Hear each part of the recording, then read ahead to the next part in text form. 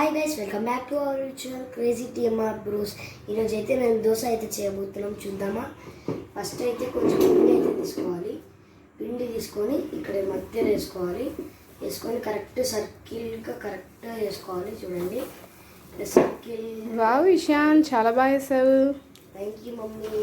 చేసుకున్నాక ఎల్లిపాయ మిరం అయితే తీసుకొని ఇక్కడ కరెక్ట్ మధ్యలో సెంటర్లో వేసుకొని ఇట్లా మొత్తం ఇట్లా స్క్రబ్ చేసుకోవాలి. మొత్తం మంచిగా ఇట్లా స్క్రబ్ చేస్తూ ఉన్నాక దీంతో పాటు ఇప్పుడు మనమైతే దీన్ని తీయబోతున్నాం పదండి.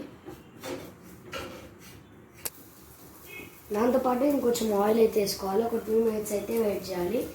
చూడుతున్నాను పదండి. చూడండి, ఇలా అయితే వేసుకోవాలి. దాంట్లో నెక్స్ట్ అయితే ప్లేట్లో సర్వ్ చేసుకోవాలి. దోశ, ఎల్లిపాయ దోశ ఎలా ఉందో చెప్పండి.